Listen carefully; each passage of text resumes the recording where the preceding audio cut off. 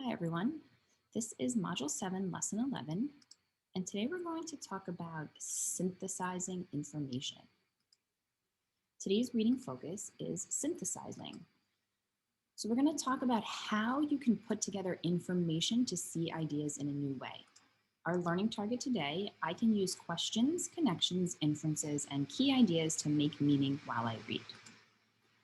So synthesizing is when you combine connections and then ask questions and make inferences, and that allows you to arrive at a new idea while you're reading.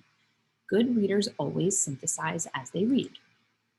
When you synthesize, you gain new understandings or you realize things that you didn't know before. You also develop deeper understandings, so you become more aware or you appreciate something more after you read a text. You can also change your understanding or think completely differently about a topic. So I want you to think about synthesizing as if it's like baking a cake. You begin with the cake mix or the text. And then as you're reading, you are adding in the ingredients like eggs, oil, and water. And this is your thoughts, opinions, experiences, and previous knowledge. And then you end up with forming something new, a cake or your synthesis. So as you read, these are the steps that you take to successfully synthesize the information. First, you stop and collect your thoughts. Make sure you're using thinking time. So really stop and think about what you're reading. Then you identify the main idea. You write the information in a few words. You explain what you just learned.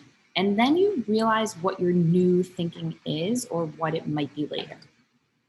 I'm going to show you an example of how you can synthesize and keep track of what you're doing. So if you think about when a drop of water falls, it makes a ripple, and that ripple keeps extending and extending and extending. So when you synthesize, you start off with your original thought. So at first I was thinking this. As you keep reading, now I'm thinking this. And then after reading, this is my new thinking. So I'm going to show you this strategy with a story. It's actually a fable of the lion and the mouse. So just from looking at this picture, at first I'm thinking that this is going to be a book about a lion who eats a mouse. And now I'm going to read the story.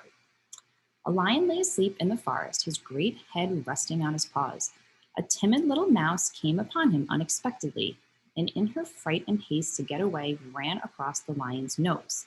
Roused from his nap, the lion laid his huge paw angrily on the tiny little creature to kill her. Spare me, begged the poor mouse. Please let me go, and someday I will surely repay you. The lion was much amused to think a mouse could ever help him, but he was generous and finally let the mouse go.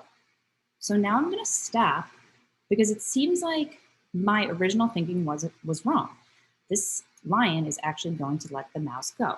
So now I'm thinking that this is a book about how a mouse got lucky since the lion let him go. Now I'm going to keep reading. Some days later, while stalking his prey in the forest, the lion was caught in the toils of a hunter's net. Unable to free himself, he filled the forest with his angry roaring. The mouse knew the voice and quickly found the lion struggling in the net. Running to one of the great ropes that bound him, she gnawed it until it parted, and soon the lion was free. You laughed when I said I would repay you, said the mouse. Now you can see that even a mouse can help a lion. So now I'm thinking that this book was not just about a mouse that got lucky, because the mouse actually made good on her promise and came back and helped the lion. So now that I'm completely finished reading, I think that this story is really about how anyone can make a difference, no matter their size. So by the end of today, you are going to be a synthesis superhero. And this is what you should check in with yourself to make sure you're doing in order to do that. You're going to be someone whose thinking changes as you learn new information. Someone who puts all the pieces of a story together to get the bigger picture.